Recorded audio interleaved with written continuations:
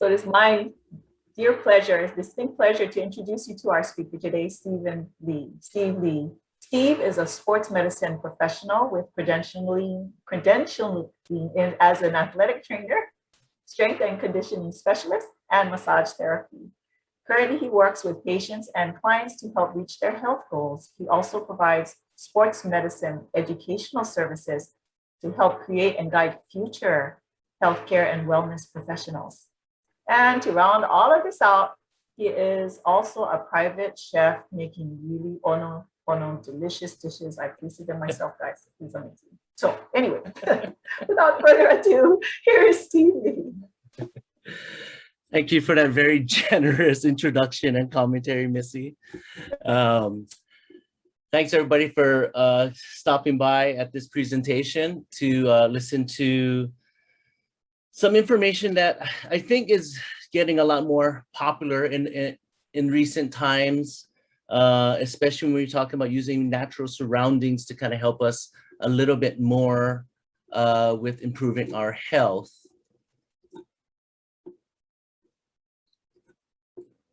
Let me go and navigate.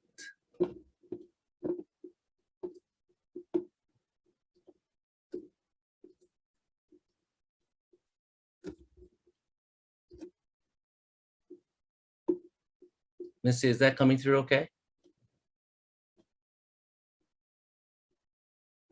We don't see your, you're putting up your PowerPoint right now. My PowerPoint right now. We don't have it on your screen share, so not yet. Okay, let's see.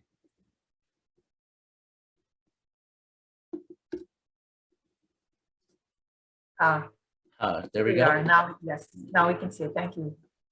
All right. Sorry, guys. I was scrolling through this and I forgot to put it back to the first page here. Okay. So as Missy mentioned, this is my background. You know, I'm born and raised here in Hawaii, mostly in the Liliha and Nu'uanu and Kalihi area. I grew up in a family business, which has allowed me to expand my knowledge in health and wellness that I studied in college, and allowed me to kind of pull my knowledge of food together with that to where I get to do a lot of counseling with nutrition and wellness. Locally, I've done nutritional programs with the Bennett Foundation. And most recently, I've done a nutritional program with the Hawaii Coalition for Health in partnership with Aloha Care out in Wahiawa. And that program was a program that I kind of held pretty near and dear to me because it was a chance to get a little more involved with families of all socioeconomic levels. We went over nutritional education, of course, but we also included shopping lessons where we took them to the grocery store and taught them how to allocate resources to get as much nutrition and taste into their food as possible. And really wanted to just round out and dispel some of the myths we're going to talk about today when it comes to nutrition and wellness. And upon all those kind of things, it's one facet of what we need to just get healthy as a whole. Whenever we talk about our health and wellness, one of the biggest things we want to talk about is having this active role in our health. And what can we do? And sometimes it can get a little overwhelming because you hear all this advice all over the place and you just don't know how to input in your life. Most times we have a tendency to try to do too many things at once. So before we get fully started here, let's talk about a little bit of disclaimers. Like most people, you probably heard this today. Any advice you guys hear today, if you want to insert it into your life, please consult your physician first, make sure it's ideal for you and it fits your needs. I don't get any compensation for any websites or products I might mention. Everything is purely about educating you and exposing you to some ideas and some things that have worked for me personally and also worked for the people that I have consulted. And again, as we dive into this, keep in mind, everything I present today, it's about giving you this tank of knowledge that you can pull from, but pull from it slowly, make small changes at first. And lastly, one of the biggest things that's hard about when we make changes is we have that 1 or 2 bad days where we kind of trip up. And so be kind to yourself when that happens. Understand that it's just one day. It's not a big deal. Your goal is about changing your life for the rest of your life. So one day is such a small piece of it that it doesn't need to derail you, and just try to kind of be kind to yourself and just push forward and keep going. All right, so we're going to jump right into this presentation and talk about your surroundings. A lot more studies are coming in, more and more, about the benefits of being outdoors when we do things, especially in COVID times, as we've had the last 2 years, where we're spending a lot of times indoors. I think a lot of people around the world have realized some of the detriment of not getting outside, and finding ways as much as possible to get out there and get some natural light, get on some natural surfaces so we can do what's called grounding. You know, in Hawaii, we're very fortunate that we have so many options to get out into natural surfaces, whereas being in the water, being on the sand, being on grass, just going to a park, just going outside our door, because our weather is so predictable and so ambient that we can kind of get out there year round. Whereas other places on the mainland, like I lived in Washington State, where this picture is from. This picture is a little creek in the back of one of my friends' houses in Carnation, Washington. It's amazing. We just get out of their house and we just climb through the woods a little bit, and there's this creek just hanging out there. So there are ways to, even when the sun's not out at a place like Washington, to get out there and enjoy nature, get grounded, and get some of the benefits of being outdoors. And then we're going to talk a little bit also about being indoors, your indoor surroundings and lighting strategies. And this is something, again, that I'm sure a lot of you have experienced in this last year and a half or so, thinking about, you know, how do we kind of make our indoor living situation a little bit more healthy for us, so that at the end of the day, we can wind down and we can go to bed. So a lot of what we're going to talk about with the indoor spaces and lighting is going to be related to sleep, and sleep being such a big part of our wellness picture. And then lastly, I put grounding again with a question mark, because grounding can be more than just being in contact with natural surfaces. So when you're indoors, let's say something's going on, or you're feeling a little stressed of the day, just for a moment, finding some grounding within yourself is something we're going to talk about, whether it's going to be attaching yourself to a pleasant memory and just unplugging from the world just for about a minute or so, or doing some breathing exercises and those type of things. So again, the focus of today is really just to give you a bunch of tools that you can start to insert into your life to improve your health. So we're going to start by getting into a little more detail about being outdoors and one of the biggest benefits about being outdoor, and that's the sun. And one of the challenges we have when we talk about being in sunlight is there's a lot of mantra and dogma out there that is pushed by some in the healthcare community, but also some in the commercial environment. Sunscreen manufacturers will tell you wear sunscreen all day. Well, here's the challenge. One of the challenges we really have is one of the benefits we get from the sun is vitamin D. And really, what the studies are showing that, you know, about 15 to 20 minutes or so out in the sun with exposed skin, as much exposed skin as we can, whatever works for you at the time, whether we're at the beach or just walking on the street, that's going to allow us to absorb a little more vitamin D. Now, we also have this thing where we have this mindset sometimes, and, you know, my wife included, and she being half Caucasian in ethnicity, you know, it's been drilled into her every time she's outside, she's got to wear sunshine, she's got to wear sunscreen. And we've had these conversations where that is true. There's certain times of the day, but certain times of the day, let's let the light in a little bit. And the picture to the right, you see, this is an app called DMinder. It's in the Apple App Store and in Google. And what it is it shows you during the day when's the optimal time to go get some vitamin D outdoors. And you can see that arc. And for this week, give or take, it looks like it's somewhere around 8:30 or so to about 4:20. So when we look at that and we look at the recommendations we get out there, And we look at, first of all, recommendations go outside is sunscreen. Well, the challenge with sunscreen is that it blocks our vitamin D absorption. So now when you look at the recommendations of when we should be outside, and maybe we don't have to worry so much about the UV dangers, we're looking at potentially anytime before about 10 a.m. and after 4 p.m. So when we look at that, we go back to that picture on the right, and it talks about when our greatest window, our best chance to absorb some vitamin D is around that 8:30 time to about 4:20. And then we look back at how much time we need to get some vitamin D.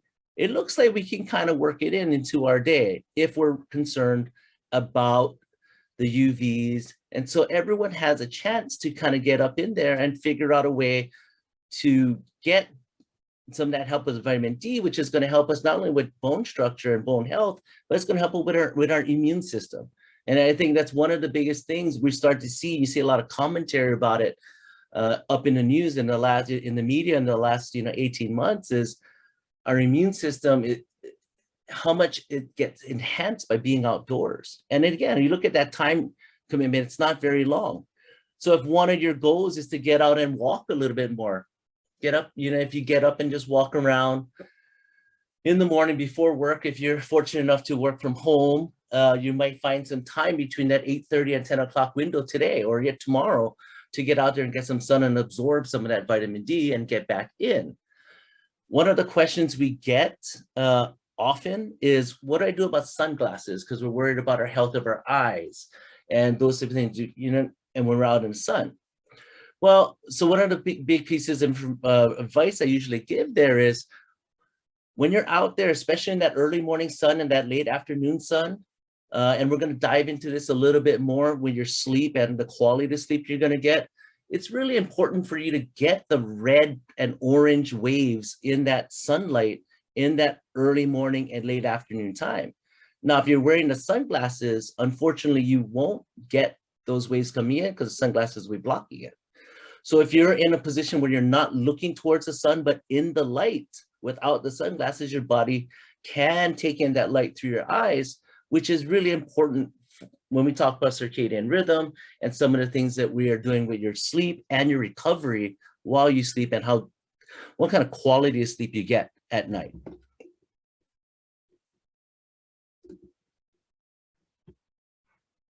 We also get a lot of questions about indoor lighting. And nowadays and one of the things I do on the side also is I do a lot of home renovations also.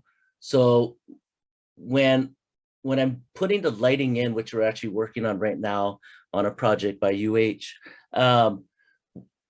most times people buying homes want to have LED lights, and for very good reasons as far as economics go. They've gotten a lot cheaper. They're very helpful to your energy bill, and it's bright. And so all that are good things for certain times of the day, especially the brightness part.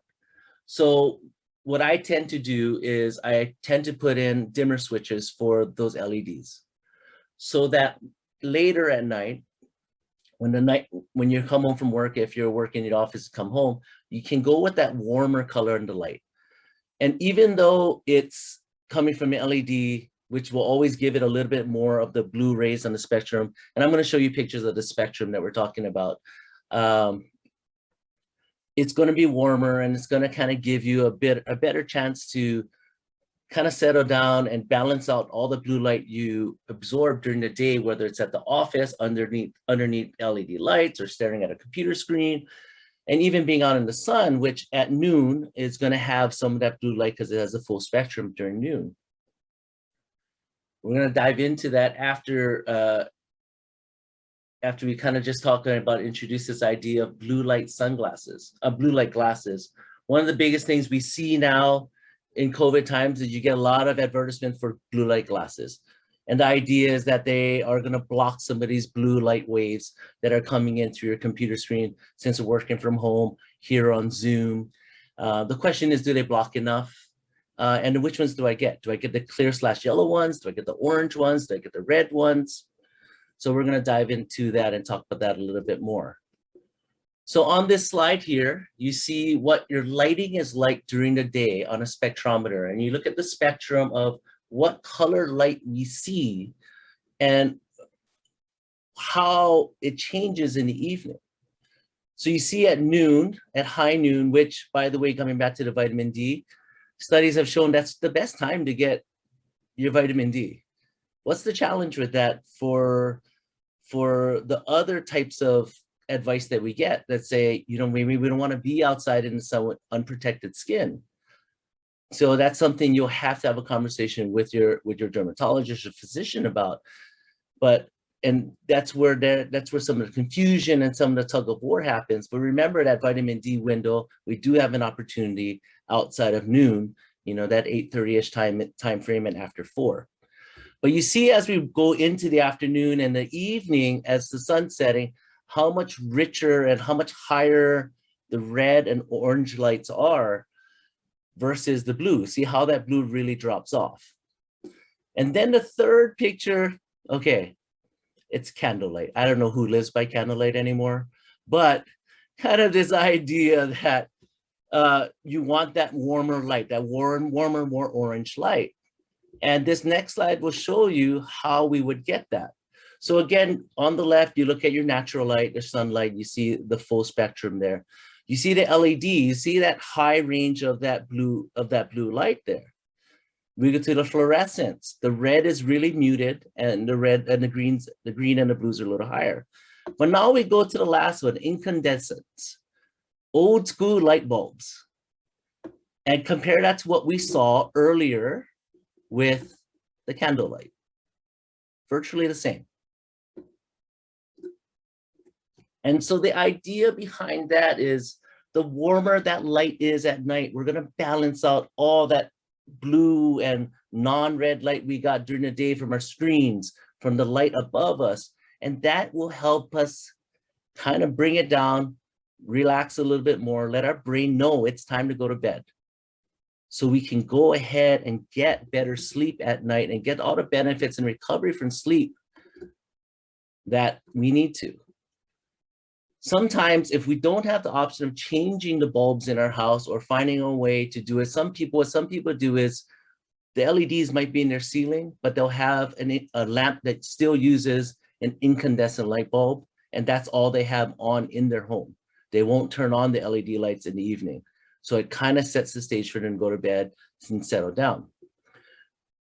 When we look at these glasses here, these are the 3 popular shades you're going to see. And for the most part, you can all guess which one's going to be the more popular shade of lens you're going to wear. Mostly everyone's going to pick the one to the right, the clear one, because it doesn't look so strange. You know, you look through those clear and kind of yellow tinted lenses, you'll see everything soften up a little bit. It will get a little warmer. It doesn't feel like it's penetrating as hard. And that it's got to have some kind of benefit. We just don't know how much. Right now, there are a lot of studies being done to analyze, do we get enough benefit from the clear? If not, do we then move into the orange lenses or the red lenses, especially in the evening? If you don't make some strategies with your lights at home, maybe when we're watching TV as we wind it down, or when we're reading our book to kind of settle down at night, we wear these glasses just for a little while and just see what it's like. When we take these lenses up to a spectrometer and they show, on a spectrometer, it shows you the whole color spectrum. And when we look through it, none of the blues show up when you look through the orange and the red lenses. The blues do show up when we put it up against the clear yellow lenses. So that's just a little food for thought for if you guys are looking into using these glasses, which one might have potentially more benefit than others, and let that kind of steer your choice. At the same time, I'm a big believer, a little bit is better than nothing. Any kind of thing that you decide to choose and you feel like it's benefiting you, it's a good start. And let's see where you go. Okay. So that leads us to the next conversation about sleep. So all that conversation about light, especially during the day, and how we wind it down and transition into the evenings. For all of us in that ilk of being that, in the 40s to 70s, we're used to having incandescents in our house. And, I remember the house being a little more orange. And now when you turn on LEDs, it's so bright white in the house. It's kind of interesting to see how bright the home is in the evening. But on that note, today's version of where we're getting a lot of this light is from your screens. How many of us play with our phone before we go to bed? How many of us are watching our LED TV and that puts us to bed? And even though we might fall asleep, the research is telling us the quality of sleep we're getting as we take in this blue light to the LEDs is affecting our quality of sleep and our ability to get that deep sleep that we really need to get us to have the recovery benefits physically and mentally for the next day. So the recommendations, if you look around, range pretty big, and I just kind of generalize this as saying 30 to 60 minutes before bed, if you can. Turn off the phone, turn off your iPad, put it off to the side. If you do have one of those incandescent lamps, turn that on and just kind of relax, lay there, talk story. Imagine that, talk to your family. That's an amazing, revolutionary idea, I know, but I kind of feel like in this day and age of screens and stuff, it's so easy for us to like go into our own private rabbit holes and we forget the benefits of just being around people and just how that can calm us down and get us ready for bed. And my wife probably would have liked me to put the slides and the studies up about hugging and oxytocin and those type of things and the benefits we get by being close to our family, to kind of get that feeling, the good feelings that we can to kind of make us feel better, but also settle down before bed. The CDC tells us that adults, for the most part, should try to get 7 or more hours of sleep. Some studies are very specific. They'll say 7 3/4 hours is the goal. For children, 9 to 12 hours for the ages of 6 to 12. And for teenagers, at least 8 to 10. And I'm going to try not to get on too much of a soapbox here, but this is where I know there's some people in the audience that are in education. And this is where I am an advocate for a later start for school. I think it makes sense for a lot of reasons, but the most important reason is if we really think about the effectiveness of the learning for the child, a little more sleep is needed. And, I have a 5-year-old and, he struggles to sleep a long time anyway, because he just wants to get out and about. He barely gets into about that 10-hour range. And, it'd be nice to not have to pull him out of bed at about 6:30 in the morning to get him to school at 7:30. But anyway, that's a little tangent, but it is something that we all deal with if you have children. And even if you're a teacher or work in education, a little more recovery time will make us all more effective at work also. And yes, that is my 5-year-old. And don't you miss those days of being able to sit there while someone drives you around, have your water, but, play all day. And you know what, I'm just going to pass out right now, and I'll get home. One day, maybe they'll make an adult car seat one day. Okay, so we'll kind of go and move forward into the idea of grounding. I'm having trouble hearing you. No one wants to talk to you, Siri. Sorry about that, guys. Here's all different ways that we can think about grounding. And the idea of grounding is born in getting you to reconnect, your body to reconnect with nature, and looking at how it may settle down for your heart rate or help you with stress.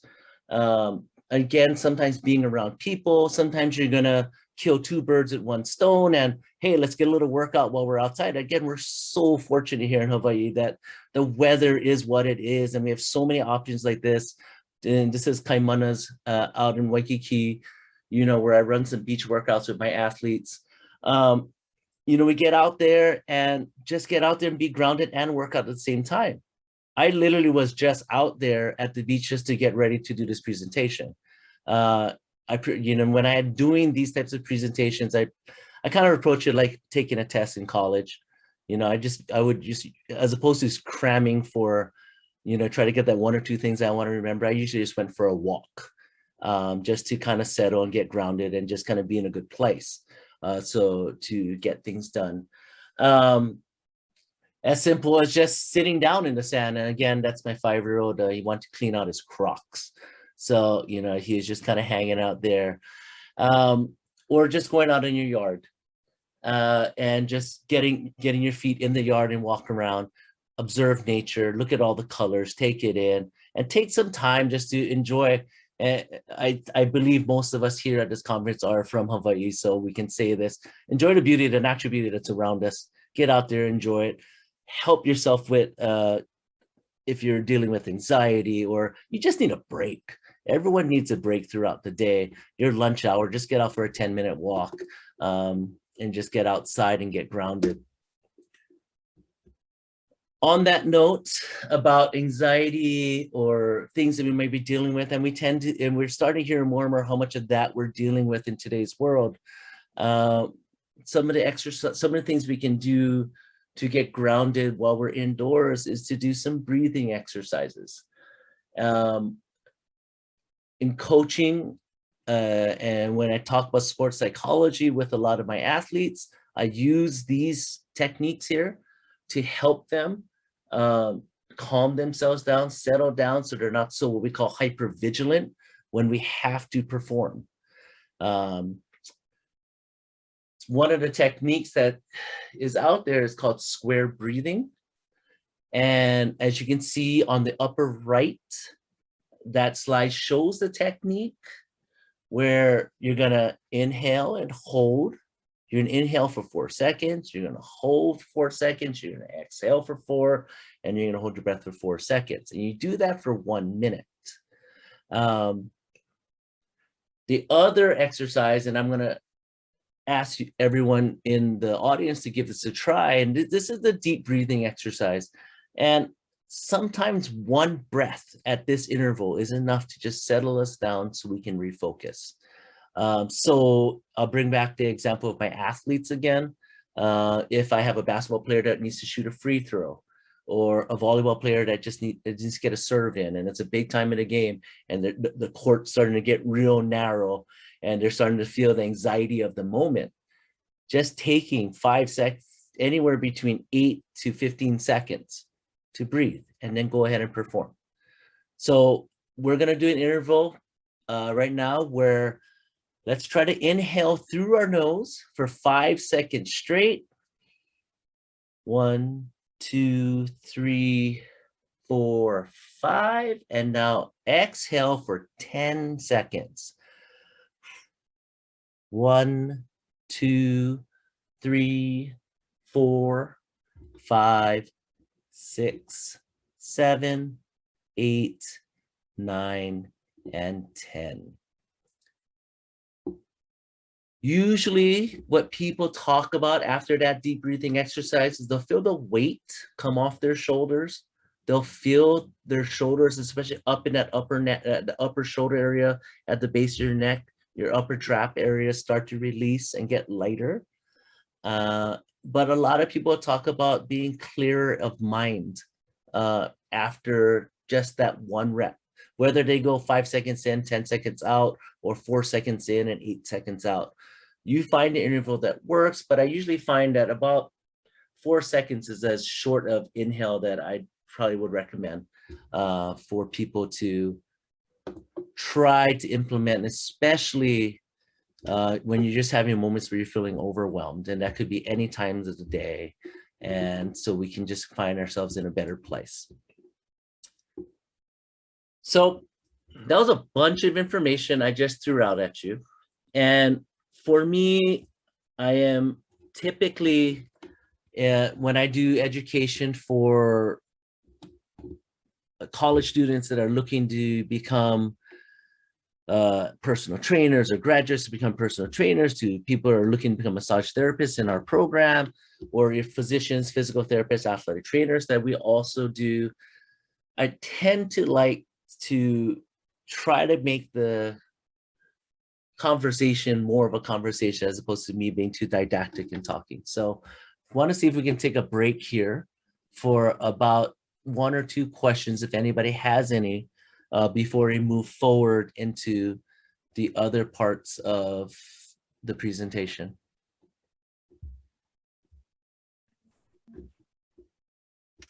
I have a question. Okay, go ahead.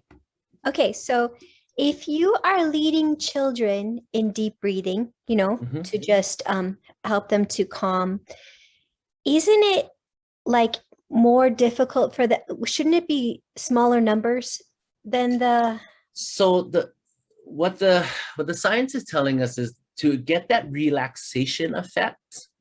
That's why the longer inhale is there for, and then especially the longer exhale, because again, what you're trying to do is get them to take their focus off pretty much everything else, and they're just focusing on the breath. And it's a very slow exhale, and through that we started to see the kids start to get calm. And one of the biggest things they'll report to is like they feel clear, they feel focused in what they're going to do next. So that becomes one of the greatest feedbacks we see with that. If we go too short sometimes, and especially with kids, we go too short, they kind of start to do the hyperventilating thing a little bit. They count too fast too, and it becomes this kind of thing where that doesn't start to get as relaxing, doesn't really give us the desired effect. So usually that 4 to 8 and 5 to 10 tends to work out pretty well. okay, all right, even preschool? Yes, I did it with my son all the time. So when he's having his big feelings, you know, when you have a preschool age child, they have those big feelings, and they may not have always the language or the words to really describe and the perspective to describe what they're saying. So one of the biggest things we talk about is, okay, let's take our deep breaths. And there's so many tools out there at that level, to whether it be, you know, that expanding ball, that breath ball that you do, where you kind of say, you pull the ball wide while you inhale, and then you squeeze the ball together as you exhale. So they visually can see what they're doing. And then they also get the benefit of the relaxation after doing that. If you're fortunate enough to have something like your Apple Watch, there's a breathing app on that also, where there's a visual to follow, and the icon gets bigger as you exhale, and it gets smaller as you inhale. So anything we can use visually to kind of help them understand that breathing process helps teach them that idea of, hey, taking a deep breath and the mechanics of it, and then they feel the benefits of it because they're much calmer and they're ready to talk after those couple of probably cycles of taking those deep breaths. Okay, mahalo. Thank you. Mm-hmm.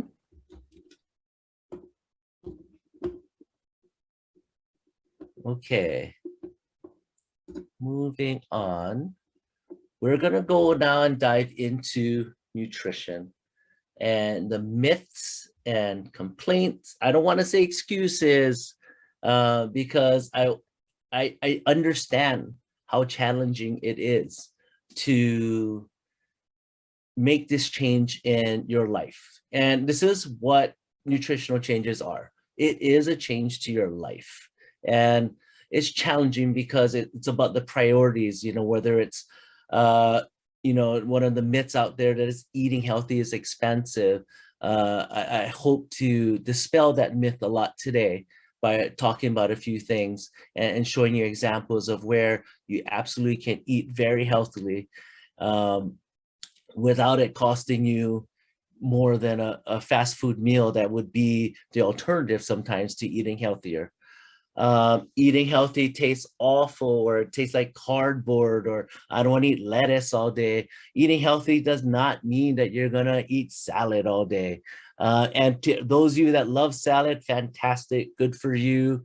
But it doesn't mean that that's what everyone has to do to lose weight and get healthy. Yes, introducing more plant-based foods to your diet is going to be beneficial to you. But it doesn't mean I'm asking you to get fully plant-based. So we're going to talk about that a little bit today. You know, to the next point, other things you say, other people say, well, I'll miss my meat. Well, I mean, to what I just said, we're not going to really try to cut it all out. Research is out there that tells us that red meat has some substances and cause some changes in our body that put us at a higher risk for heart disease. Absolutely. At the same time, in the same breath, the researcher that came up with those results will say, but I still eat a steak once in a while. So that tells you that the conversations are mostly about dosage, not about eliminating everything. And once we get that idea out there that it's not necessarily about just taking everything out of our life and our diet, it's just mitigating and figuring out what the right balance is, that's going to be probably the most beneficial thing we can do. Another thing we talk about is counting calories is a pain. 100% agree. 100% agree with this. It is sometimes beneficial to take some time in a week or so of doing it to understand calories and its power and what's in the food that you eat. It probably would be beneficial. And I hope, Missy, you don't mind that I use you as an example, but many years ago, you know, you and I went down this journey together, and you came out of it so educated on what you were putting in your mouth. And on top of that, you got the results you wanted and you continued it forward. And part of it, my belief is, you know, that was part of your personality, that once you dig into something, you're going to do it, you're going to commit in. And that's fantastic. But other people, sometimes that's too much, and they'll need some other alternative to figure out how much is enough to eat. When I was 12 years old, I was 5'4" and 157 pounds. I went into my pediatrician's office, and he had been warning me for a couple years. And I still remember this. And this is where you like the psychologists are right about the only things you remember when you're a kid most vividly are the trauma. But I remember him warning me every year, like, hey, if you don't kind of watch your snacking and all those kind of things, we're going to have to go on a diet, you know. And this is the 80s, and you know, and what diet meant in the 80s versus what diet means now, definitely two different things. But eventually, when I was 12 years old, he actually put me on a diet. He gave me a sheet of paper that had the caloric values for things mostly in fast food, so that when we did go to McDonald's, I knew what was in, how many calories were in that cheeseburger. If I went to Taco Bell, I knew how many calories were in a traditional taco versus a soft taco. So at 12 years old, I was taught I had to go 1,500 calories. It was what I was allowed to eat. So kind of imagine that, like 1,500 calories. The average adult, you know, if you look at someone that's about my size and stature, you know, 5'9", about in the 180s when I'm healthy, you know, that's gonna, just to maintain that, is probably gonna be about 2,200 calories. And typically we're gonna eat more than that, you know, unfortunately, and that's where we get the excess weight in our bodies and excess stress in our bodies. So I had to learn all that, and I remember that experience, and I think it helped me. But again, that's specific to me. That might not work for everybody. But so we've had to come up with ways to be a little more creative to help you understand how to portion things out, and figure out how to not only portion your food appropriately, but also figure out how to cook your food in a convenient amount of time, how to use the conveniences we have today to make it more feasible to get out there and cook for your own. So the first point we brought up when we brought up nutrition is, one of the things people talk about is eating healthy is expensive. When you look at the pictures here, this is like, I don't know who remembers this, probably the adults that watch the electric company, and they talk about the kid doing their own thing. But when you look at this, there's one picture here that's in a different square. And per pound, that thing in the square costs more per pound than everything else that's on your screen. So when we look at the possibility of, let's say, something like broccoli in our stores can range to being $1.89 a pound to $3.99 a pound. Ground beef right now, especially with the inflation we're starting to see in meat, is about $3.99 to $4.99 a pound. That bag of edamame is about $2.39. Shelled edamame, almost a pound, 12 ounces. Avocados, when on sale, we can get them as cheap as $1.50. And so when we look at, let's say something like broccoli, if I bought 2 pounds of broccoli, that could be a big part of feeding a family of 6 people and be a big part of the meal. And we get all the nutrients that come with it. And again, it doesn't mean take out the meat. When I did lessons as a whole, when we broke down the cost of food and produce and groceries, a family of 4 could make a meal that will be filling for less than $15. I would give the families a gift card for $15 and take them to Times and just said, okay, you guys got $15.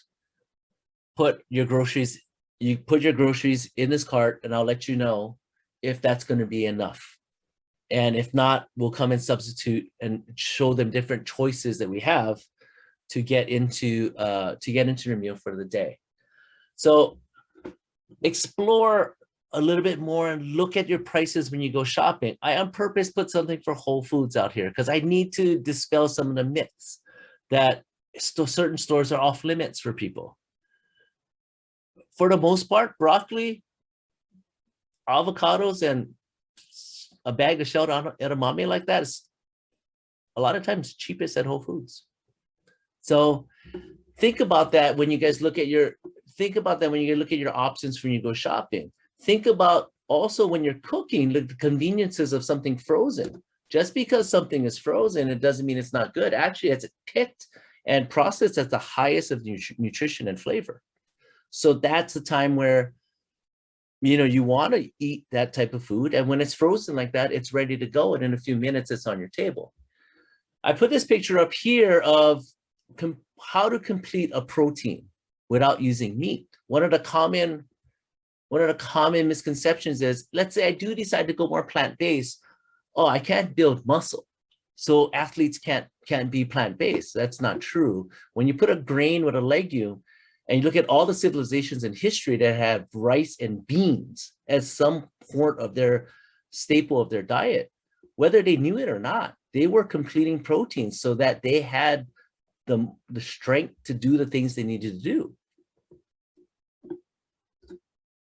Okay, and now when we look at the portions, this is a very general way to look at how to try to portion your meals. Give it a shot. Half your plate, vegetables and maybe some fruit. And then the other half split in half between your grains and your proteins. We're not talking about piling everything up real high. We're just trying to see if we can kind of get a nice shallow layer of each thing and start there and see what happens. Your grains, of course, we want to try to pick some grains that are going to be a little higher in fiber, have a little more nutrition. The previous slide had something called farro in it. Farro, especially the einkorn berry variety that picture has a very similar texture and flavor to brown rice. And you can do a lot with it. It's high in protein and it's high in fiber and a whole bunch of other vitamins and minerals that will kind of give you a different option than just looking at rice that we definitely eat a lot of here. And again, I'm not saying take it out of your diet. If you're going to have some white rice, have at it. Let's balance it out by eating some other forms of food that can slow down the processing of that simple carbohydrate that's coming through when it's white rice versus brown rice. The processing of that white rice is going to be a little faster in our body than the brown. This slide's about, as you can see, investing in convenience. These tools here make it so much easier to cook more food at one time, or to cook while you're not at home. The Instant Pot in particular, right? We can just throw something in the morning, turn it on and come home and have it for dinner, much like the slow cooker that we've had in the past. It's completely up to you what you want to throw in there, but you see how much multiple functions and that this type of cookware has.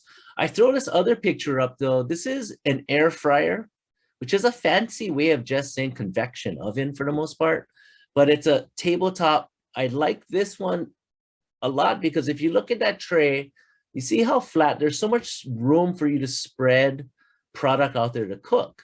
So when you look at those pans, you get a pan of vegetables very much well in there. A whole cauliflower could fit in one of those pans. You throw that in there while you got something on the Instapot. Maybe you have something going in the oven and you're cooking something on your stove.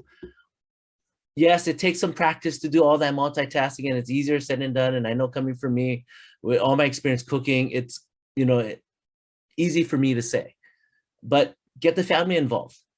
You know, in the past, it was family cooking. Family Sundays, cook and cook a little extra so that there's leftovers for Monday and Tuesday. And even if we get 3 home cooked meals into our life during the week, that's better than 7 fast food meals that maybe have less nutrition and cost more. So I saved activities for last and kept it a little shorter because I think we've all at this point in time heard a lot about activity, heard a lot about the typical things that we could do to be active and get healthy, get out there for, 40 minutes, get your heart rate up for 30 to 40 minutes a week for your cardiovascular health. I want to simplify it some more. Start small, go for walks. Because if we just start adding our step count every day and we start burning a little extra calories, that's going to get us on the road to where we got to go.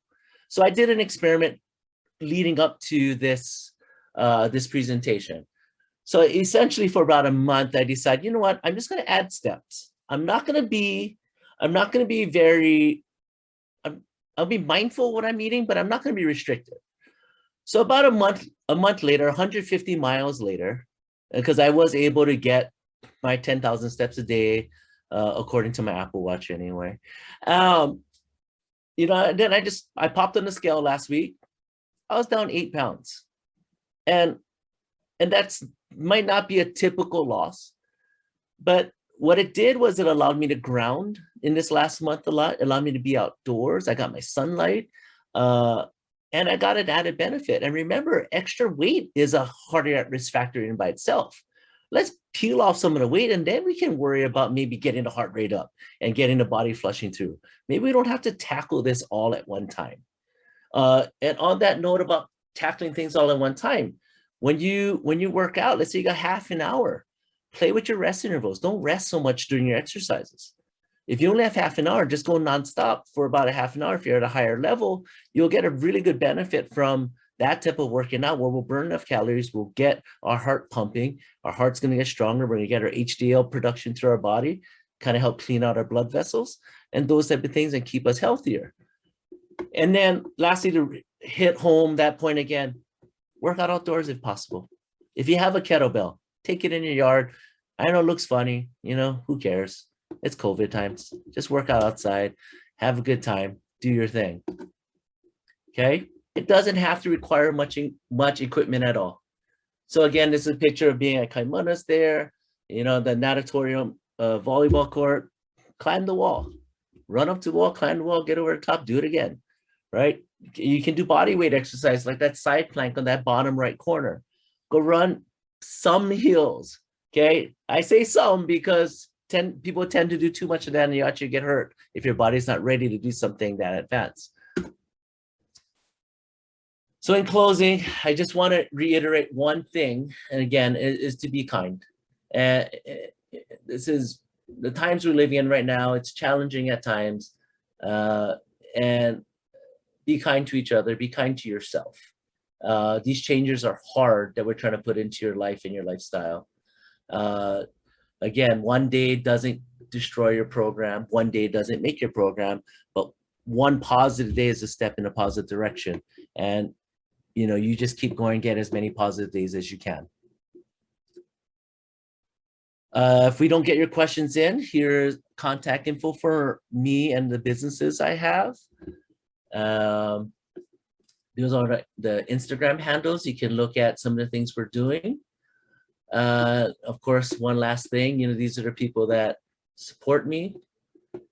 So I get to, want to show them, give them acknowledgement for tolerating me and all my ventures and everything I do, because I'm always trying something different and always trying to do more.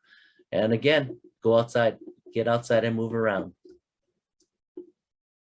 questions, and if we have any time for questions. I know we're right up against that 150 mark right now. We had one question in the chat, Steve. It Okay. was, how much sleep do 3 to 5-year-olds need to get? That recommendations be pretty close to that recommendation we had for the 6 to 12-year-old. Add about 2 hours to it, and when you look across the board, the recommendations are there. And most pediatricians will try to tell you 12 hours would be ideal for that age group to try to get. But that's hard. I mean, having had a kid to go through preschool, you know, if you're getting off work and they're in after school care and it's 5 o'clock, you got to go home and you're going to eat, you know, you don't want to be like eating and then sleeping right away. You want to spend some time digesting. So try your best. Again, that's that whole thing. Be kind to yourself. These guidelines are out there, but they're guidelines. And nothing has to be that hard and fast, but we want to get as close to them as possible. Thanks, Steve. I noticed there was one more question about veggies. Frozen veggies are okay? Right. Frozen veggies are fantastic because, again, they're picked at their peak nutrition and flavor, and they're so convenient. You know, so things like your frozen corn or peas or the mixed vegetables, it's so simple. Just throw it in the microwave if you have to. It's not the greatest way to cook them, but you do what you got to do. Sometimes late at night for me, myself, if I don't have a lot of time, that's my carbs for the evening. I'll just reheat a bag of frozen vegetables and I'll have some proteins already in the fridge and take it out, and that's my dinner. I just eat frozen vegetables and some protein, like some chicken I have in the fridge or some fish, and that's it. So that's why using things that cans get a little challenging, because canned vegetables, because they're living in that water for so long, they do tend to lose some of their nutrition. But things like the beans and stuff, because it cooks faster coming out of a can, don't be afraid to use